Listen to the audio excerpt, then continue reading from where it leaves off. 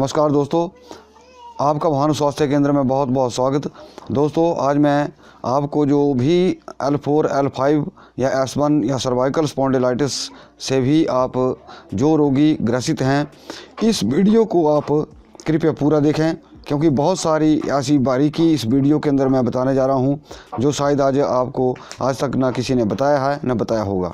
दोस्तों आगे बढ़ने से पहले सभी माता बहनों भाइयों से निवेदन करना चाहूँगा कि इस वीडियो को आप ज़्यादा से ज़्यादा लाइक करें और ज़्यादा से ज़्यादा शेयर भी करें।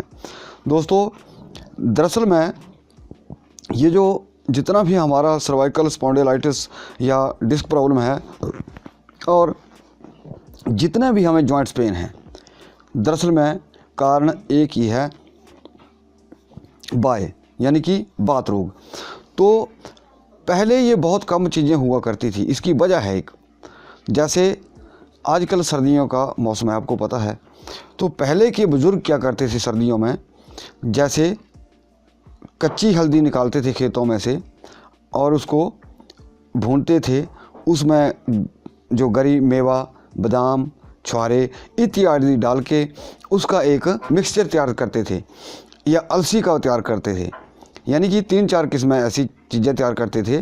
तो उसको वो सर्दियों में इस्तेमाल करते थे, यानी कि जितना हमारे बूंदी के लड्डू बने होते हैं इतना एक एक दो करके वो खाते थे। तो वो चीज़ जो होती थी वो घर के प्योर देसी घी से बनी होती थी, और देसी घी जो होता है वो बात को उठाने वाला होता है। और इस मिक्सचर में वो सौंठ का प्रयोग ज़रूर करते थे, और जो बाय का नामो निशान था ये चीज़ उठा देती थी। और उसी के कारण उनकी न कभी, मतलब ये मान के चलिए कि बहुत कम उनको कमर में दर्द, जॉइंट पेन या जोड़ों का दर्द बहुत कम हुआ करता था, बहुत ही कम, ना के बराबर।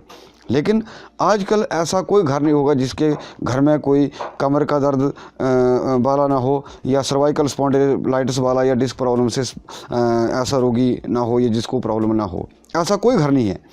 तो दोस्तों अक्सर जब हमने मरीज़ देखना शुरू किए अपने सेंटर में, तो मैंने बहुत सारे लोगों को जब ये पाया कि वो बोलते हैं जी कि हम ये एक्सरसाइज करते हैं, और मैंने उनको कहा कि भाई हाँ ज़रा करके दिखाइए। तो मैंने उसके अंदर ये पाया, according to disease, according to vertebrates, वो सारे गलत पाए गए। और उसी वक्त मैंने बता दिया कि अब इसको करिए, आपको कितना रिलैक्स महसूस हो रहा है। और उन्होंने इस चीज़ को स्वीकार किया कि वाकई ही हम गलत एक्सरसाइज करते थे। और गलत एक्सरसाइज से दोस्तों आपकी ये जो थोड़ी सी प्रॉब्लम है वो धीरे धीरे, मान लिया आज आप गलत एक्सरसाइज करें, 1 महीने में वो बहुत बड़ा विराट रूप ले लेगी। एक्चुअली मैं पहले भी कह चुका हूँ कि वर्टिब्राज के एक तो नीचे बनकर धंस जाता है, एक वर्टिब्राज में गैप ज़्यादा हो जाता है, या कई बार वर्टिब्राज बाहर हो जाता है, या कई बार अंदर हो जाता है। तो दोस्तों जब तक हम उस वर्टिब्राज के अनुसार, उस मणके के अनुसार एक्सरसाइज नहीं करेंगे, तब तक वो हमारा जो ढांचा है, शारीरिक ढांचा है या हमारी स्पाइन है, वो तब तक ठीक नहीं आएगी। और दूसरी बात मैंने ये भी देखा नब्ज़ देख के कि मतलब उनकी बाय के ऊपर नब्ज़ ज़्यादा होती है, या कई बार पित्त वायु के ऊपर ज़्यादा होती है। तो दोस्तों कई बार ऐसा होता है कि मरीज़ को देखकर ही पता चलता है कि इसका शारीरिक ढांचा कैसा है, इसकी ये कितना मोटा है, कितना पतला है, इनकी स्पाइन जो है कितनी फ्लेक्सिबल है, ये सारा देख के पता चलता है।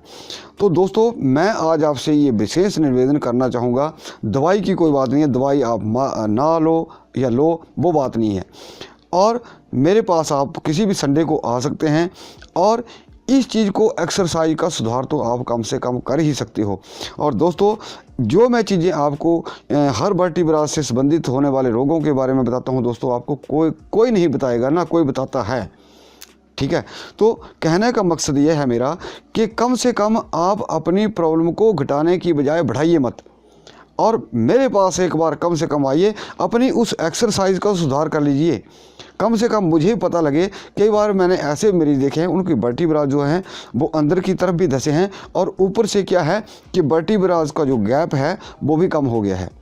तो ऐसे मरीजों के लिए कौन सी एक्सरसाइज करनी होगी?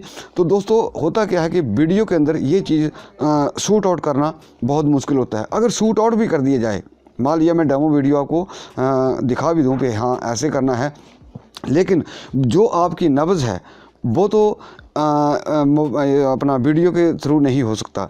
और दूसरा कि आपका जो शारीरिक ढांचा है कई बार उसके अनुसार भी दवाई लगानी पड़ती है, या आपको एक्सरसाइज बताई जाएगी।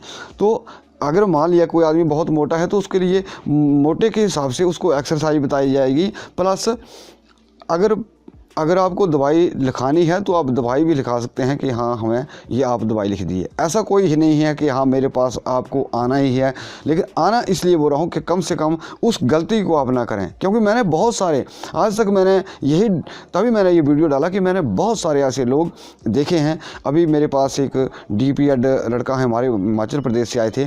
जब मैंने कहा आप कौन सी एक्सरसाइज करते हैं, तब उन्होंने कहा कि ये करते हैं, और टोटली गलत। सिर्फ एक जो थी वो ठीक थी, बाकी टोटली एक्सरसाइज गलत पाई गई, और उसके मतलब उनसे क्या हो, उनको और नुकसान हो गया। तो दोस्तों इस वीडियो को डालने का मतलब मेरा ये है कि आप ऐसे गलत एक्सरसाइज का चूज़ ना करें जिससे आपको नुकसान हो। तो दोस्तों उम्मीद करता हूँ कि आपको ये मेरा वीडियो ज़रूर पसंद आया होगा, और इसे आप ज़रूर ज़्यादा से ज़्यादा लाइक भी करेंगे और शेयर भी करेंगे, और हमारा चैनल भी ज़रूर सब्सक्राइब करेंगे। धन्यवाद।